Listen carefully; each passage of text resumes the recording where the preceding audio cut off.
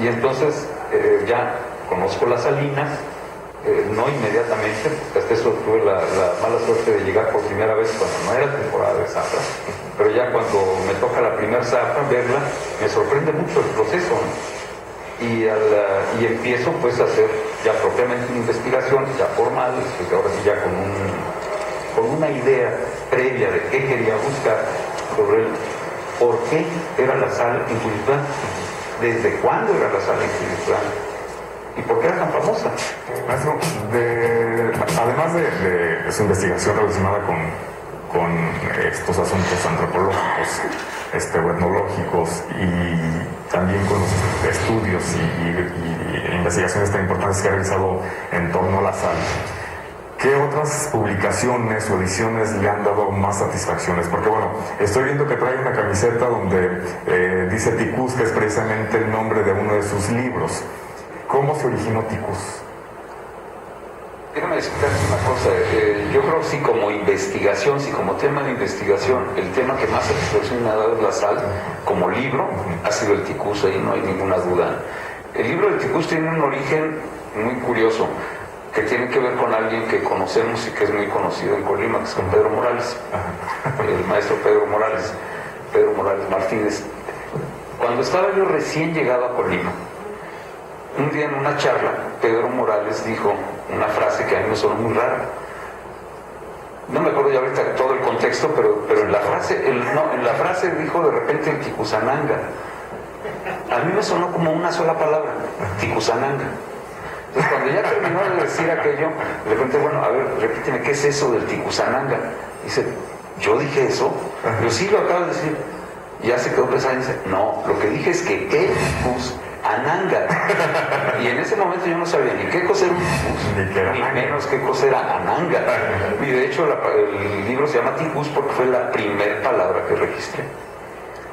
Pero a partir de ahí, a partir de esas dos palabras de Ticús y Ananga, empecé a apuntar más y más y más hasta que llegó el momento en que me di cuenta que ya eran muchas, que ya valía la pena hacerlo en serio, y entonces ya empecé a trabajarlas como un diccionario, que bueno, de aquellas dos palabras ahorita suman alrededor de 1400, y pues ya va por la quinta edición.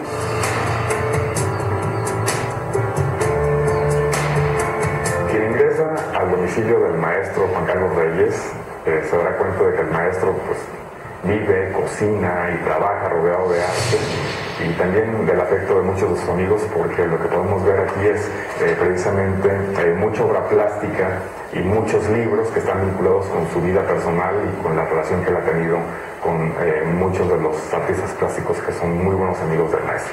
Cosas que vamos juntando, es un bichito de acá de Suchitlán, que por cierto lo tengo guardado para el maestro Adolfo Mechá, que está haciendo una serie sobre insectos. Sí.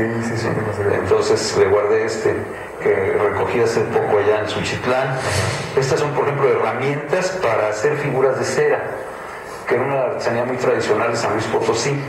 Entonces son todas las herramientas que se utilizaban para hacer figuras de cera, esculturas de la maestra Anita Ruiz, terracotas de la maestra Anita Ruiz, una copia de una de las terracotas de Alfonso Michel. Es una cosa también... Cerámica poblana. Es cerámica poblana, pero esto es una cosa interesante porque esto sí es un recuerdo de familia.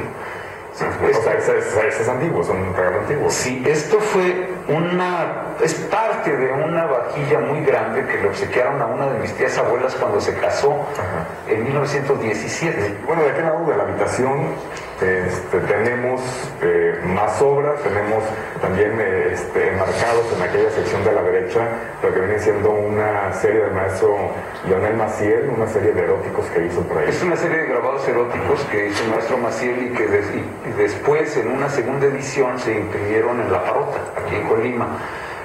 La acuarela vertical también es una acuarela de Leonel Maciel. Arriba está otro grabadito de... Pero ese era un nombre muy interesante, ¿verdad? Se llama Luna Verde. Así nada más. Bueno, porque tiene otros nombres tiene mejores títulos. Tiene mejores títulos, sí. También el cuadro de arriba es una acuarela también de Javier Fernández. El cuadro está... El de la extrema izquierda abajo es un dibujo mío, es un carbón, y también el del centro abajo es mío, que es un pastel.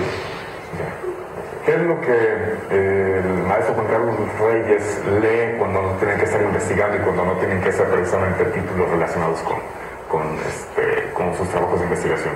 Mira, desafortunadamente hace mucho que casi no leo más que eso. Antes leía yo muchísimo más novela y trataba de mantenerme actualizado, sobre todo con la literatura mexicana, con las novelas mexicanas, pero la verdad es que ya tiene mucho tiempo que leo novelas de manera muy ocasional, ¿sí? Y más bien casi no leo más que cosas de historia. ¿Cuáles han sido sus mejores ejemplos o cuáles han sido los investigadores más interesantes? De los mexicanos, sin lugar a dudas, don Luis González y González. Yo creo que es el historiador que más interesa y que más influencia ha tenido en mí. ¿Y por algún sistema especial de trabajo de investigar? O, no, yo creo que por el hecho, sí, por el tema, o sea, por el hecho de que él, como es en mi caso, le interesó con el libro que es ejemplo de su obra, que es El pueblo en vilo, ¿sí? No la gran historia nacional, sino la historia particular, privada, como él decía, de su matria, de su tierra. ¿Sí? Así como a mí me ha interesado siempre, principalmente la historia de Colima, ¿sí? Claro, en el contexto nacional, pero es la historia de Colima, ¿sí? Y además la historia de esas otras cosas que normalmente la gran historia de bronce no trata. Los temas que ya hemos dicho, el tema de la sal, el tema de los pueblos indígenas, el tema de los negros en Colima, por ejemplo, todas esas partes que la gran historia así global no toca.